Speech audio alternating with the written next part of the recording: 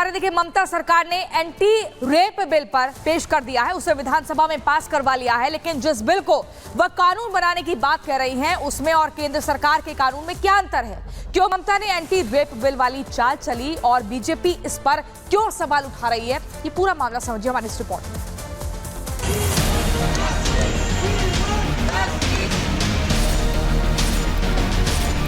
We want justice from CBI. ये legislation पूरी तरीके से असंवैधानिक है। 10 दिन के अंदर आप किसको दोषी करार देंगे अगर कोई निर्दोष फंस जाए तो? कोलकाता के आरजी कर मेडिकल कॉलेज में 9 अगस्त की रात ट्रेनी महिला डॉक्टर की जिस दरिंदगी के साथ हत्या हुई, उसके बाद पूरे देश में उबाल है। मुख्य आरोपी संजय रॉय के साथ साथ अब पूर्व प्रिंसिपल संदीप घोष भी सलाखों के पीछे है। घटना के बाद जिस तरह की नाराजगी देखने को मिली, ममता बनर्जी के गले की फांस बन गया। लिहाजा ममता ने खुद को बचाने के लिए नया दांव चला और पश्चिम बंगाल विधानसभा में रेप के मामले में फांसी की सजा देने के लिए संशोधन के साथ नया बिल पास करवाया। पश्चिम बंगाल सरकार के इस विधेयक में रेप के मामले में 21 दिन में पूरी जांच करनी होगी। इस बिल को अपराजिता एक्ट 2024 का नाम दिया गया है, जिसमें अधिक से अधिक 36 दिन में जांच पूरी करनी होगी। इस कानून के जरिए बंगाल के हर जिले में अपराजिता टास्क फोर्स बनाई जाएगी, जिसे रेप और इससे जुड़े मामले की जांच 21 दिन में पूरी करनी होगी। टास्क फोर्स की अगुवाई एक एसपी रैंक के अधिकारी के पास होगी। अगर किसी मामले में टास्क फोर्स 21 दिन में जांच पूरी नहीं कर पाती तो एसपी को वजह बतानी होगी। वजह सही हुई तो और 15 दिन का वक्त दिया जाएगा, यानी 36 दिन में पूरे मामले की जाँच रिपोर्ट सौंपनी होगी। कानून में रेप और पीड़िता की मौत से जुड़े अपराध के लिए भी सख्त प्रोविजन किए गए हैं। यानी रेप के बाद अगर पीड़ित की मौत होती है या फिर वो कोमा में जाती है तो दोषी को फांसी की सजा मिलेगी। गुनहगार को 10 दिन के भीतर फांसी की सजा सुनाई जाएगी। रेप के दोषियों को जिंदगी भर जेल में रहने की सजा मिलेगी। सजा के बाद उसे पैरोल भी नहीं मिल पाएगा। ममता सरकार जहां नए बिल को पास करवाकर अपनी पीठ थपथपा रही है, तो वहीं अभाया के माता पिता ने एंटी रेप लॉ विधेयक पर निराशा जताई। আজকে যে বিলটি আনা হয়েছে, মুখ্যমন্ত্রী বলছেন যে ভারত ন্যায় সংহিতা যেটা আছে সেটাকে বেশ কিছু পরিবর্তনের মধ্যে অন্যতম হচ্ছে সেই প্রত্যেকটি ক্ষেত্রে মৃত্যুদণ্ড তিনি চাইছেন, মানে এটা প্রস্তাব রেখেছেন। সেটা রাখতেই পারেন, সেটা তো বললাম বিচার ব্যবস্থা ভালো করতে হবে, আগে নিরাপত্তা দিতে হবে, পরে তো আসবে ওটা যে ধর্ষণের তদন্ত করে যে ধর্ষক তাকে তো বের করতে হবে। আগে তো তাদের সুরক্ষা, কাজের জায়গায় সুরক্ষা আগে, তারপরে ওসব। আগে সুরক্ষা চাইছেন, মেয়েদের নিরাপত্তা, ছেলেদের, এমনকি শুধু মেয়ে বলে নয়, যারা কাজের জায়গায় সবার সুরক্ষিত যেন হয়, এটাই চাই। ममता बनर्जी ने नए बिल का दाव जो चला, उसे लेकर कानून के जानकार बताते हैं कि भारतीय न्याय संहिता में रेप के मामलों में फांसी और उम्र कैद की सजा का प्रावधान पहले से है।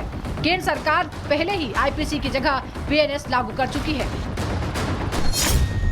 भारतीय न्याय संहिता बीएनएस में रेप के लिए न्यूनतम 10 साल से उम्र कैद और जुर्माने का प्रावधान है, जिसे अपराजिता बिल में बदलकर न्यूनतम उम्र कैद या फांसी में बदल दिया गया है।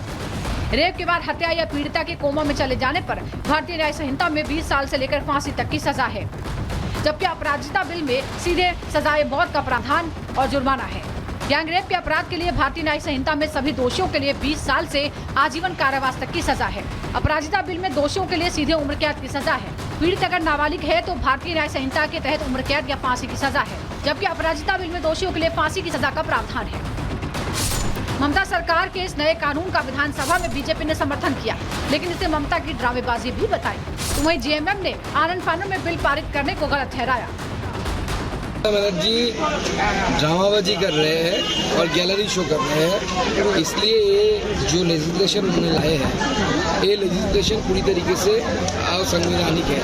कि अगर किसी चीज़ पे ऊपर स्टेट गवर्नमेंट और केंद्र सरकार दोनों लॉ लाते हैं, यानी लेजिस्लेशन आते हैं, बिल लाते हैं, तो केंद्र का आईन या लॉ प्रिवेल करेगा। वेस्ट बंगाल में कहा भी जा रहा है कि 10 दिन में सजा मिले दोषी को, ये भी सही नहीं है।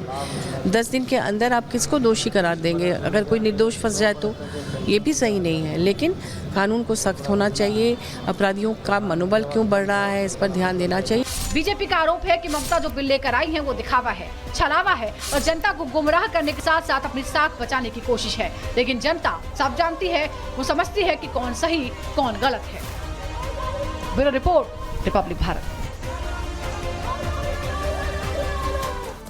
तो आपको बता दें अब 3 कमरों में जांच जो है सीबीआई की वो उलझती हुई नजर आ रही है, क्योंकि एक सेमिनार हॉल जहां पर भी पीड़िता के फुटप्रिंट्स मिले थे और 2 कमरों में 10 और लोगों के फुटप्रिंट्स मिले हैं। लेकिन आपको बता दें 3 कमरों में मर्डर के राज छिपे हुए हैं। कोलकाता कांड में सीबीआई को अहम सुराग मिले हैं और यह बताया जा रहा है कि 3 कमरों में सीबीआई को फुटप्रिंट्स मिले हैं 10 लोगों के। जी हां, सेमिनार हॉल के साथ 2 कमरों में जो फुटप्रिंट्स मिले हैं वो बताया जा रहा है कि 10 लोगों के वो फुटप्रिंट्स हैं। तीसरी मंजिल पर केस से जुड़े फुटप्रिंट्स सीबीआई के हाथ लगे हैं। सीबीआई को 10 से ज्यादा लोगों के फुटप्रिंट्स हैं।